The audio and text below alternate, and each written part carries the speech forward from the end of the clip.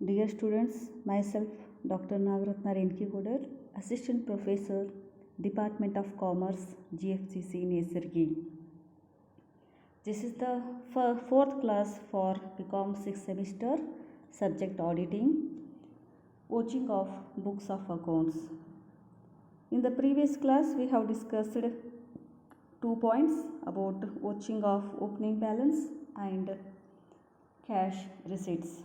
Today we will discuss about receipts from debtors, receipts from bills receivable and interest.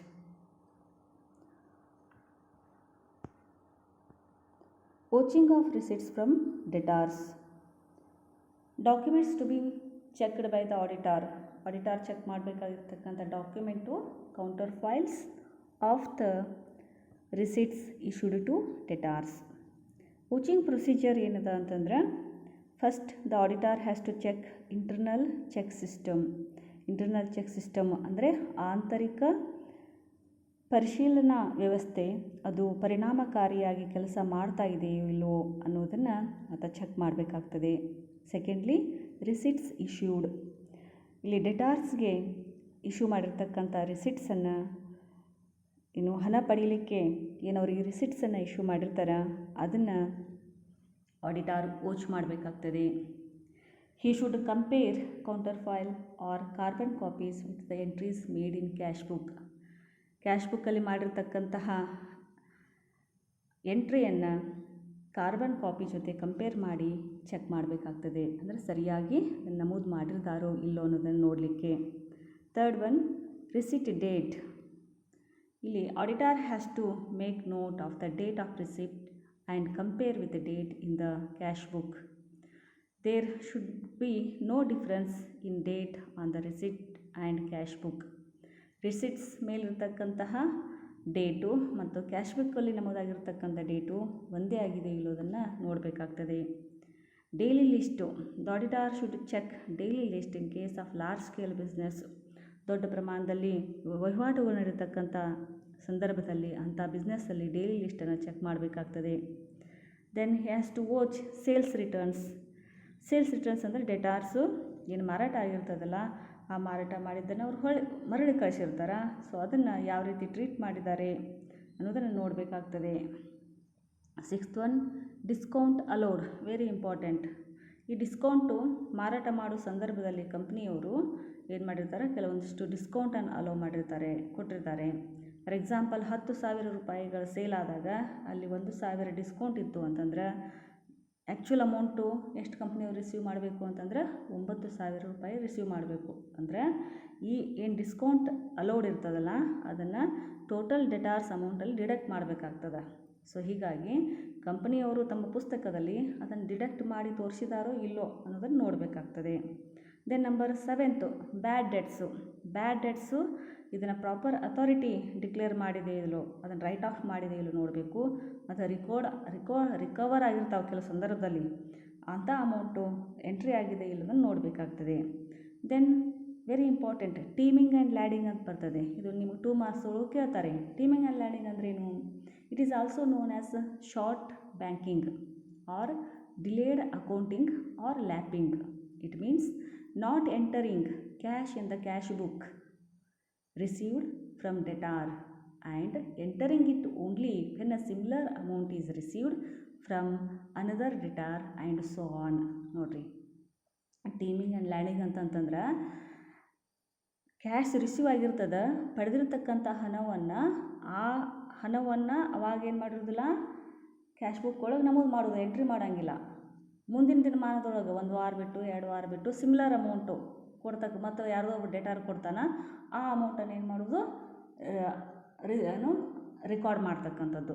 ಅಂದ್ರೆ for ಎಕ್ಸಾಂಪಲಲ್ಲಿ ಇಲ್ಲಿ ಕುಮಾರ್ ಅನ್ನುವಂಥ ವ್ಯಕ್ತಿ 1,000 ರೂಪಾಯಿಗಳನ್ನು ಕಂಪ್ನಿಗೆ ಕೊಟ್ಟಾಗ ಅಲ್ಲಿ ಮೊದಲು ಅದನ್ನು ಏನು ಮಾಡೋದಿಲ್ಲ, ಎಂಟ್ರಿ ಮಾಡೋದಿಲ್ಲ.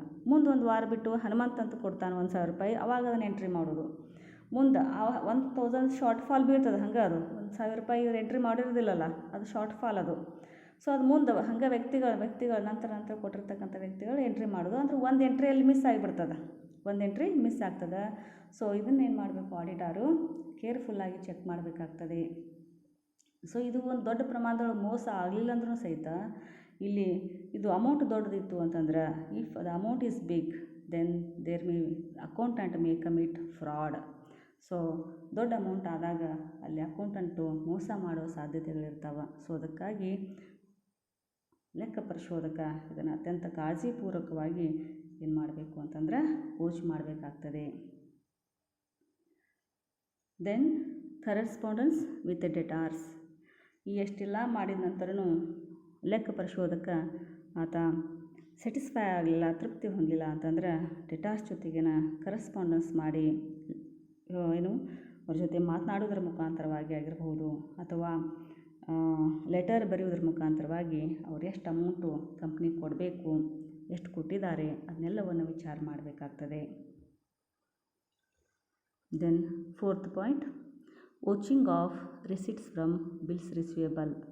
ಸೊ ಇಲ್ಲಿ ಡೆಟಾರ್ಸು ಮತ್ತು ಬಿಲ್ಸ್ ರಿಸೀವೇಬಲು ಕ್ರೆಡಿಟ್ ಸೇಲ್ಸ್ ಆದಾಗ ಇವೆರಡು ಐಟಮ್ಸ್ ಅರೈಸ್ ಆಗ್ತವೆ.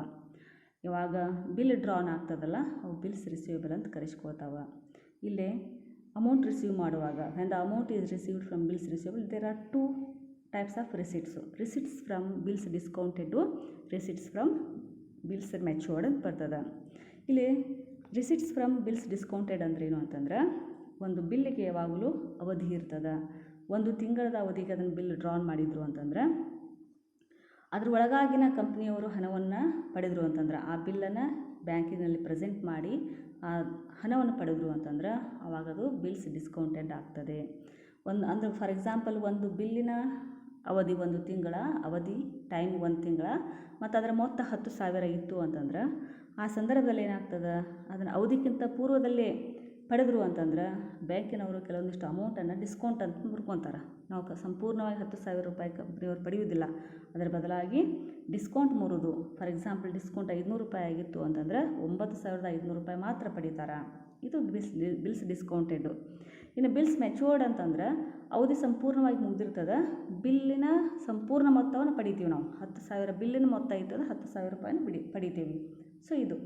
ಇನ್ನು ವೋಚಿಂಗ್ ಪ್ರೊಸೀಜರ್ ಏನು ಅಂತಂದ್ರೆ ಬಿಲ್ಸ್ ಡಿಸ್ಕೌಂಟೆಡ್ ಆ ಸಂದರ್ಭದಲ್ಲಿ ವೋಚಿಂಗ್ ಪ್ರೊಸೀಜರ್ ಏನೇನು ಮಾಡಬೇಕು ಲೆಕ್ಕ ಪರಿಶೋಧಕ ಅಂತಂದ್ರೆ first has to check and compare what cash book, passbook, bills receivable book.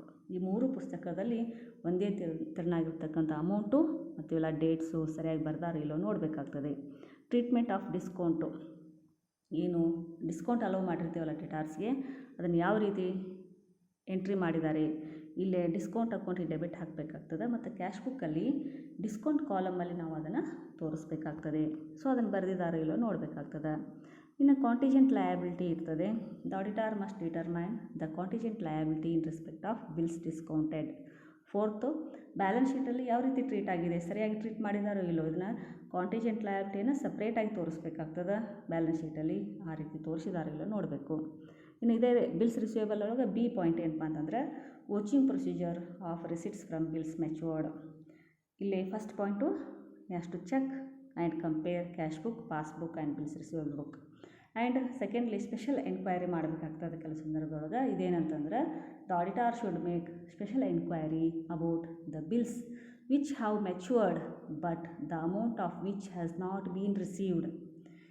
ಇಲ್ಲಿ ಬಿಲ್ಸ್ ಆ್ಯಕ್ಚುಲಿ ಮೆಚ್ಯೂರ್ಡ್ ಆಗಿರ್ತವೆ, ಅವಧಿಗೆ ಸಂಪೂರ್ಣವಾಗಿ ಮುಗಿದಿರ್ತದೆ, ಆದರೆ ದುಡ್ಡು ಇನ್ನೂ ತೊಗೊಂಡಿಲ್ಲ ಅಂತ ಇರ್ತದೆ, ನಾಟ್ ಇಟ್ ಆಲ್ ರಿಸೀವ್ಡ್. ಅಂದರೆ ಇಲ್ಲಿ ಸ್ಪೆಷಲ್ ಎನ್ಕ್ವೈರಿ ಯಾಕೆ ಮಾಡಬೇಕಂತಂದರೆ ಕಂಪ್ನಿಗೆ ನೀವು ಬಿಲ್ಲಿನ ಅವಧಿ ಮುಗಿದ್ರೂ ಇನ್ನೂ ದುಡ್ಡನ್ನು ಯಾಕೆ ರಿಸೀವ್ ಆಗಿಲ್ಲ ಅಂದರೆ ಕಂಪ್ನಿ ಏನಾದರೂ ಮೋಸ ಮಾಡ್ತಾ ಇದೆಯೋ ಅಲ್ಲ, ಅದನ್ನು ಎಂಟ್ರಿ ಮಾಡ್ದನ ಮೆಚ್ಯೂರ್ಡ್ ಆಗಿರ್ತಕ್ಕಂಥ ಬಿಲ್ಲಿನ ಅಮೌಂಟನ್ನು ಎಂಟ್ರಿ ಮಾಡ್ದನ ಅದನ್ನೇನಾದರೂ ಮೋಸ ಮಾಡ್ತಾ ಇದ್ದೇನೋ ಅಂತ. ಹೀಗಾಗಿ ಇಲ್ಲಿ ಸ್ಪೆಷಲ್ ಎನ್ಕ್ವೈರಿನ ಮಾಡಬೇಕಾಗ್ತದೆ.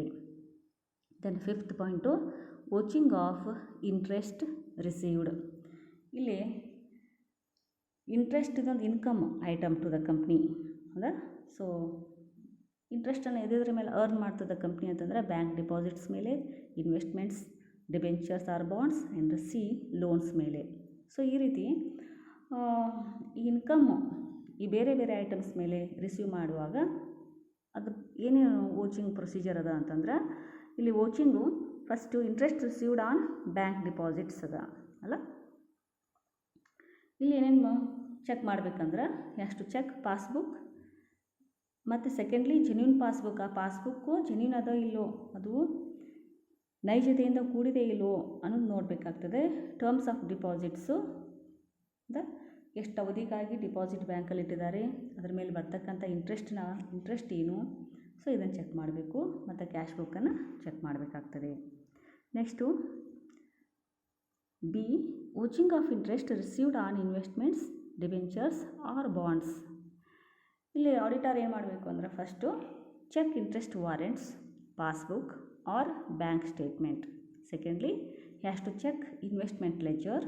Third, verify dates. Fourth, verify income tax deducted.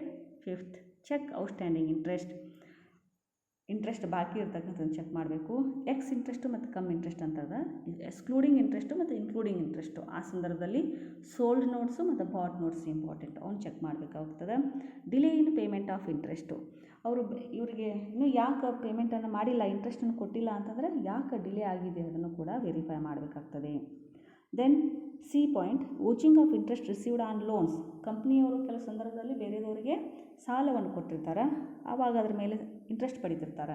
So ಅಂಥ ಸಂದರ್ಭದಲ್ಲಿ ಲೆಕ್ಕ ಪರಿಶೋಧಕ ಏನೇನು ಚೆಕ್ ಮಾಡಬೇಕು, ವೆರಿಫೈ ಮಾಡಬೇಕು, ಪರಿಶೀಲಿಸಬೇಕು ಅಂತಂದರೆ ಹ್ಯಾಸ್ ಟು ಚೆಕ್ ಅಗ್ರಿಮೆಂಟ್, ಒಪ್ಪಂದವನ್ನು ಇಲ್ಲೇನು ಪರೀಕ್ಷಿಸಬೇಕಾಗ್ತದೆ.